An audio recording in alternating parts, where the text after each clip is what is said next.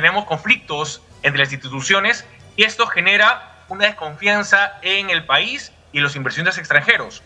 No invierten y no hay trabajo, y si no hay trabajo, generamos más pobreza.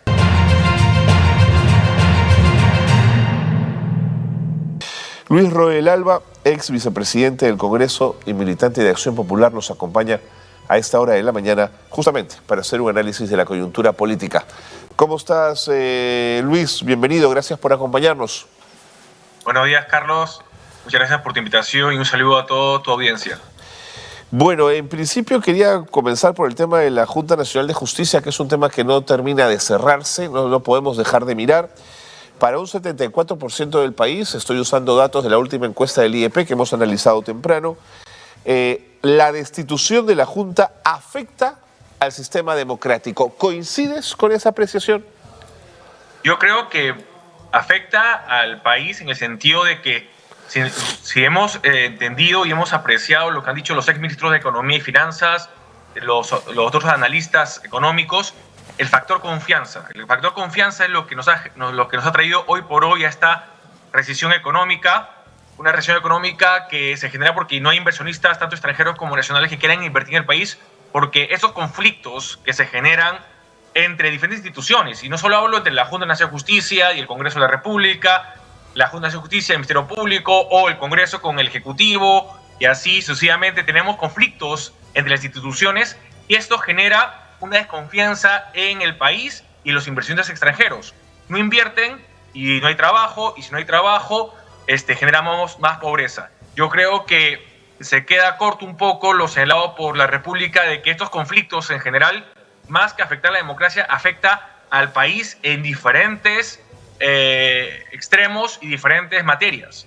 Pero en relacionado con la Junta Nacional de Justicia, yo creo que si bien el Congreso de la República efectivamente tiene la potestad, tiene un artículo de la Constitución que le permite, sí, justamente poder destituir por falta grave a los miembros de la Junta de Justicia, creo yo que, como ya ha señalado la Corte Interamericana de Derechos Humanos en el caso Tribunal Constitucional versus Perú, es decir, el caso emblemático del debido procedimiento en actos políticos como en el Congreso, que justamente, si usted recordará, en los 90 fue la destitución de los tres magistrados, Aguirre Coca y Rebró Marzano, y que luego la Corte lo restituyó y volvieron al Tribunal Constitucional porque justamente no se garantizó el debido procedimiento en sede parlamentaria. Y esto mismo lo ha seguido el Tribunal Constitucional, lo ha incorporado en su jurisprudencia, que es vinculante para todos los funcionarios públicos, entre ellos el Congreso de la República. Entonces, hay que, en verdad, ponernos a pensar si se ha seguido el debido procedimiento, porque tú puedes tener mandato constitucional, tú puedes tener esa potestad que te da la Constitución o el constituyente. Y otra totalmente diferente es de que ese mandato, esa atribución, se vuelva arbitrario. Lo arbitrario está vetado en un Estado constitucional de derecho como es el nuestro, y por ello hay que ser respetuoso de la Constitución y, en este caso, del debido proceso. Y algo muy importante, hay que tener en cuenta de que tanto el inicio como el final del mismo tiene que garantizarse. Dentro de las garantías del debido proceso está la debida motivación. Un ejemplo de que podría haber un cierto vicio en este procedimiento a los miembros de la Junta Nacional de Justicia. El informe que se aprobó en la Comisión de Comisión de Justicia y Derechos Humanos, que en un día se le remite a los miembros de esta comisión ordinaria para que evalúen los argumentos y las conclusiones que dicen. Ninguna falta grave, que los miembros de la Junta de Justicia no han tenido ninguna falta grave y que se les exhorta y se establecen ciertas recomendaciones. Se debate esto en la tarde del día siguiente, y esa misma tarde, como la mayoría no está de acuerdo con las conclusiones, se mete a un cuarto intermedio. Exacto, y en la tarde tenemos unas nuevas conclusiones. Ojo, conclusiones, es decir, se establece qué cosa se va a concluir, más no los hechos, los argumentos jurídicos que sostienen esas conclusiones. Porque inclusive vimos que tenía el argumento de queda a cargo de redacción. Todos sabemos que la debida motivación empieza primero por argumentar los hechos, luego sustentar jurídicamente lo mismo, y luego concluir. No empiezas por las conclusiones y luego sustentas esas conclusiones o tratas de sustentar las mismas. Entonces, ahí, en ese extremo, podríamos estar advirtiendo un vicio en qué, o un posible vicio en la debida motivación, que es una garantía, que es un derecho dentro del debido proceso, que es parte del debido procedimiento parlamentario. Clarísimo, clarísimo, Luis. En ese mismo sentido, el IEP nos dice que la desaprobación de Dina Boluarte es del 84%.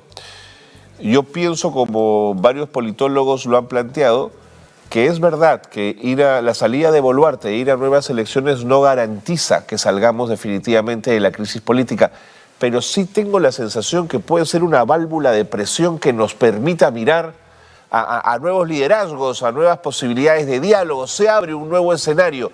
Sí creo que valdría la pena ir pronto a nuevas elecciones, pero el Congreso y el Ejecutivo se han olvidado de este tema por completo, Lucho. A ver, es que algo que nos parece bastante claro es de que hay una especie de, si no es un pacto expreso, un pacto tácito entre de convivencia, ambos poderes políticos del Estado. Claro. Es decir, el Poder Ejecutivo y el Poder Legislativo, en cuanto a que quieren llegar al 2026. Así es. Por diversos motivos. Porque acuérdese usted que si, por ejemplo, se acabara, pongamos, el próximo año o más temprano el mandato de Dina Boluarte, la protección que tiene como presidente de la República se termina. Sí, y por pues. lo tanto, ya una cosa es ir a las investigaciones del Ministerio Público con la protección constitucional de la Presidencia de la República y otra como un ciudadano de a pie. Igual sucede con diferentes congresistas que tienen investigaciones en trámite, tanto en la Subcomisión de Acusaciones Constitucionales como en el Ministerio Público. Y acuérdense, una cosa es tener la protección de sus pares y que puedan ellos coordinar, pactar dentro del Congreso, y otra cosa es fuera del Congreso, ya con una persona también de a pie. Claro, pero ¿sabes cuál es la sensación, Luis? Que estamos en una suerte de país atascado. No avanzamos, no retrocedemos. Bueno, ese es un ejemplo que tú mencionas que tiene una consecuencia, como mencioné al inicio, en la economía. La economía también está atascada. La recesión económica hoy por hoy es porque tanto los inversores peruanos como los extranjeros sienten que el Perú se ha quedado en un momento en donde solo vale, por un lado, pelearse por ciertas cuotas de poder, lo que mencioné al inicio, el conflicto entre diferentes entidades y poderes del Estado, que malentienden la idea de los check and balances of powers, es decir, los pesos y contrapesos, los controles entre poderes, y abusan de ellos. Y por otro lado, de que estamos en el momento de que se malentiende de que la política y la economía van por cuerdas separadas, y ese es un mito que ya se venció. Es un mito que ya se revirtió, porque la política y la economía van juntas.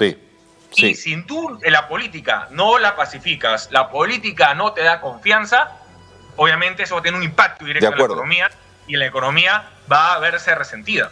Pero fíjate, Luis, además, digamos, quienes tienen que encontrar la solución para salir de la crisis política son los políticos. Políticos, además, representados en los partidos políticos, Luis. Hablo de Acción Popular, por ejemplo. Sé que están ustedes haciendo grandes esfuerzos para arreglar un poco la casa y barrer los ratones que hay dentro, pero todavía da la sensación que Acción Popular no termina de encontrar su norte.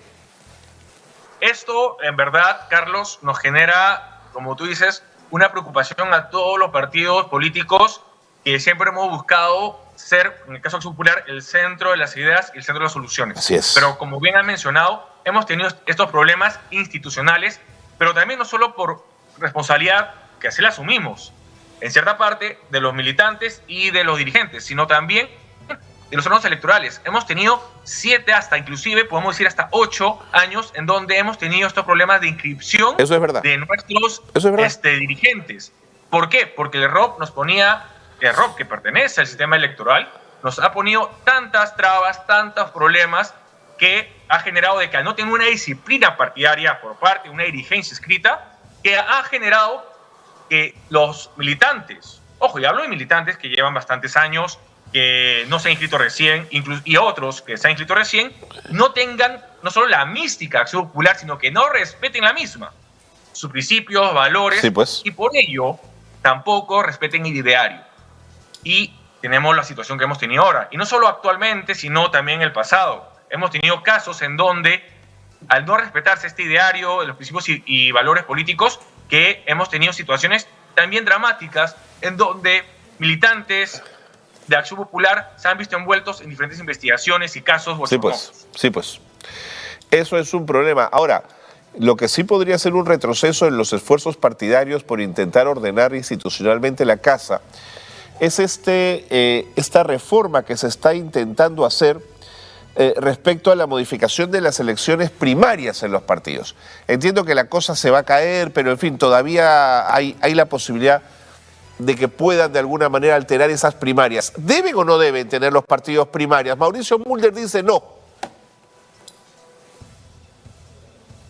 A ver, en el caso de las PASO que se iban a hacer, por primera vez se suspendieron en la época del COVID-19, sí, entendiendo de que en la situación en que estábamos y que iba a ser la primera vez que se iban a hacer estas primarias, que eran las denominadas PASO, en el contexto del COVID, y no solo iba a ser difícil logísticamente, sino que hacerlas iba a generar tal vez un impacto nocivo en la salud de las personas.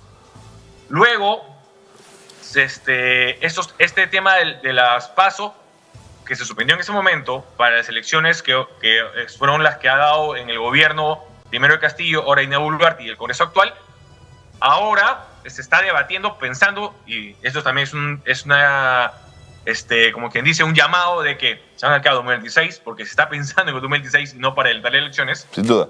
Es de que se han generado un debate de que si se mantienen o ya definitivamente se eliminan. En este caso, hay que ser bastante, como que dice, cuidadoso de si se hacen las PASO, ¿cómo se va a hacer?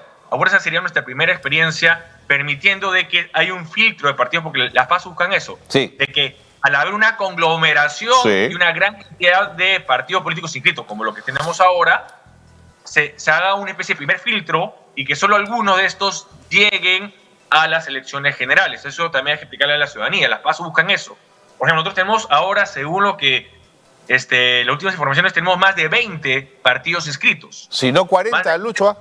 Más de 40, perdón, más de 40. Si no 40, así es. Entre los que ya conocemos, que eran unos 20, más otros 20 nuevos. Entonces, esta gran cantidad de partidos políticos se tiene que buscar una forma de filtro. Si no, ¿qué va a ser el gran problema? Que, por ejemplo, con 2% o 5%, y esta es en segunda vuelta. Sí, pues. Y eso no genera una representatividad. Sí, pues. Eso, en verdad, no genera una representatividad en la ciudadanía. Porque imagínate de que tú digas, sí, tú fuiste presidenta o presidente con un 5% en tu primera vuelta, que es lo que tú en verdad representas. Cuando en realidad hay unos 25% que en verdad que no está contigo, que no sigue tu diario, que no sigue tu plan de gobierno. Entonces, en verdad, ¿a quiénes va a representar a el futuro presidente o futuro presidenta del país? Totalmente, totalmente. Por ejemplo, lo veíamos también el otro día, el caso argentino, ¿no? Cómo las PASO han permitido que de 18 partidos queden 5 al final, lo cual, pero 5 además, no solo para el Ejecutivo, sino 5 partidos en el Congreso de la República, que te da una dinámica mucho más ordenada para poder alcanzar negociaciones políticas interesantes, reformas estructurales, Luis, en el país. Yo creo que eso es importante, porque si no vas a tener que buscar y eso también es un tema muy difícil, que los partidos empiecen a pensar en lo que vienen a ser los frentes. Los frentes, es difícil. Es difícil hoy por hoy, porque, seamos sinceros, los egos de diferentes líderes de los partidos que hoy por hoy están, no van a permitir ello. Tal vez los frentes o las alianzas partidarias se puedan dar, ¿cuándo? Ya cuando estén en una segunda vuelta, o ya dentro del Congreso, o cuando ya se inicie las funciones del presidente o presidente elegido. Pero es muy difícil que antes de ello quieran hacer estos frentes, porque cada uno tiene no solo por su ego, sino también por sus aspiraciones políticas, ser presidente o presidenta del país. Claro, entonces, frente a la situación de que no tenemos esa posibilidad en los líderes políticos de generar estos frentes democráticos, estos frentes en cuanto a que conglomeren tal vez la derecha, la izquierda y el centro, que por lo menos sería interesante, porque ya por lo menos tendrías juntos a los partidos que tienen una misma ideología política en general, claro, con sus discrepancias específicas, pero en general lo que es cada uno de ellos, poder formar estos frentes e ir eso a las elecciones. Pero no vemos eso, no vemos de acuerdo. De los 90, no lo vemos. De acuerdo. Entonces, frente a esas situaciones, creo que las PASO podría ser una solución para reducir la oferta de partidos. Sí. Que, como tú bien mencionas, tenemos, tal vez, uno revisa 20 conocidos, pero tenemos 20 que sí, no conocemos y no sabemos qué nos pueda traer más adelante. Totalmente. Bueno, Luis, el tiempo me ganó. Gracias por estar con nosotros. Vente cuando quieras al programa para seguir hablando de estos temas. Muchas gracias. Muchas gracias, Carlos, y estaré atento a tus invitaciones. Muchas gracias. Y saludos a todos tus audiencia y oyentes. Nos vemos. Luis Roel Albazado con nosotros en el programa, ex vicepresidente del Congreso y militante de Acción Popular. Reflexionaba con nosotros respecto a varios temas, la Junta Nacional de Justicia y luego el tema de las elecciones primarias. Y recordó un dato que me parece interesante, el desprendimiento político de finales de los 90, se sale de la dictadura fujimorista, esta cae vergonzosamente, nos enteramos que era una organización criminal, no un partido político, ¿no es cierto? Pero se sientan a una mesa todos, y todos ceden, y todos de alguna manera negocian, y todos de alguna manera entienden la necesidad que hay que salir de una crisis profunda, y hay que hacerlo con auténtico desprendimiento. Eso hoy no ocurre.